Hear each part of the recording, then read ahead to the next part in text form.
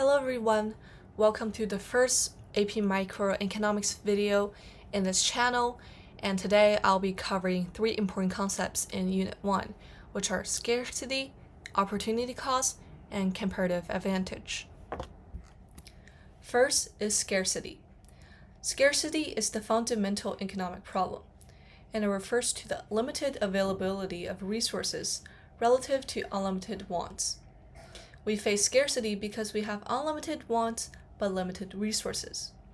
Examples of these resources are food, clothes, going to a movie, because these are all limited. There are also some resources that are unlimited and which are non-scarce. Examples are sunlight, gravity, and oxygen. Next is opportunity cost, or implicit cost. Opportunity cost is the value of next best alternative that is foregone when a decision is made, and it represents the trade-off of choosing one option over another. Every decision we make has an opportunity cost.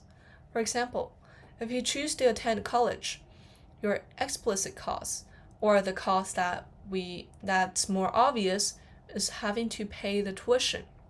But at the same time, an economist would see the implicit cost behind going to college, which is not getting wages paid if you choose to work instead of attending college. Comparative advantage is the ability to produce a good or service at a lower opportunity cost than others. It's the basis of specialization and trade. Countries can benefit from trading with each other based on their comparative advantages. And by understanding comparative advantage, economies can allocate resources efficiently, leading to higher consumption.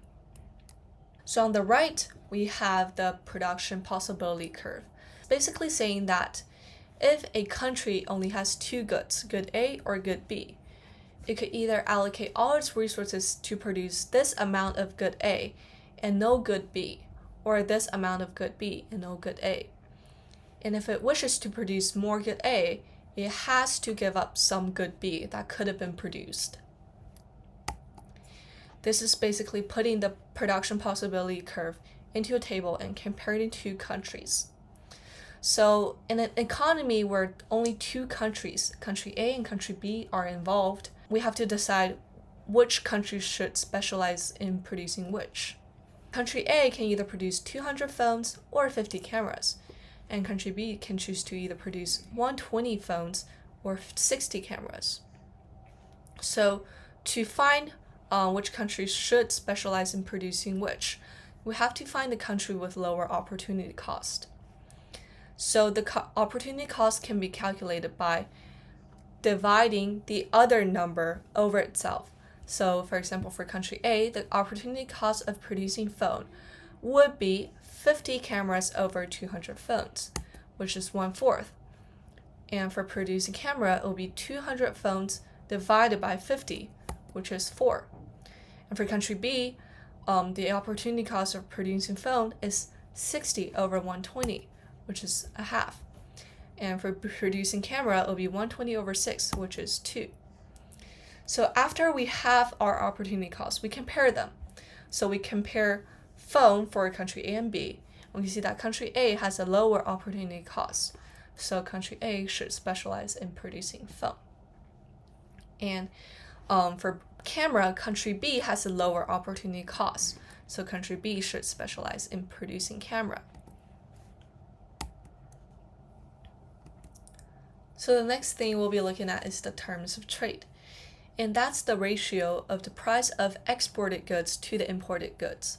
In other words, it means that how many phones should be traded for one camera, or how many cameras should be traded for one phone.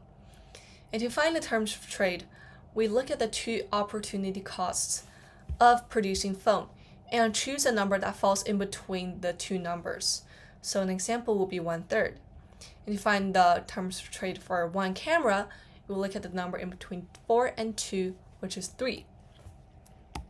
You can choose any number that falls in between, but I just chose 1/3 and 3.